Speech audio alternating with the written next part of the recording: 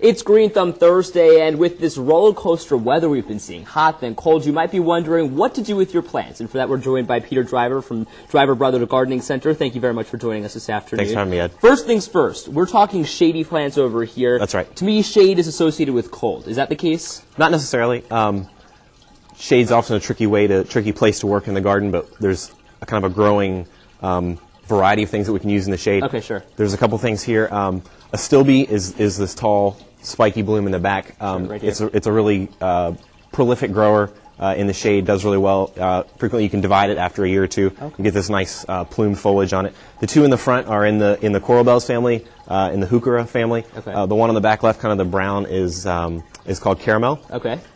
It's a newer variety, and it seems to be really popular. A lot of times things with an unusual leaf color don't grow as prolifically. Okay. But that seems to do very well. And this is sunspot in the front. It also gets that kind of that bloom spike to it, and has that really distinct veining in the leaves. So, okay. Now, we've seen a lot of this roller coaster weather, as I mentioned, Yes. a lot of hot and Yes. cold. Do these do well in the cold?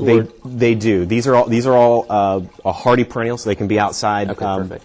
In the garden, they would have already come up naturally, and they'll tolerate the cold quite well. Great to know. Yep. Okay, right here in the middle, we have a kind of mix. You were telling me this is a broken bird bath. It is. This is something you could do that a lot of people have broken junk laying around their house. Yeah. This is something you could use up. This is a broken bird bath we had in the store, and we've planted some herbs in it. The herbs will also we're kind of on the cusp of them really tolerating the cold, but Sure. we're right there. And we've got this is rosemary. This is basil, oregano, parsley, and sage, all of which are edible herbs. Okay. You can cook with them. It doesn't take up very much space. You can put it right there in the kitchen. Or I actually had some herbs outside my apartment during the storm, during the colder weather. It's kind of flopping right now, kind of brown. If we just water it, is that okay? Give it a little water. If you wanted to speed it up a little bit, if they're in containers, you can bring them in, possibly in the kitchen, put them in a window somewhere where they can get a little bit of jump. Okay. The one thing to be cautious of with this kind of thing this time of year is if you can cover it, put any kind of protection over it all, if it's going to be cold. For example, I think tonight it's supposed to be down into the 30s. Just even a plastic bag over top Sure. or something like that will go a long way towards getting you a jump start on the season. Awesome. And over here Yep. we have this beautiful, beautiful rock garden over here. It's making this great noise, but here we have this upside down, and you were telling me. Yeah. This is a little bit of an unusual way to do a number of plants that grow well upside down. Believe it or not, tomatoes grow great upside down. Right. This is Phalaenopsis orchid. It's probably the easiest orchid to grow.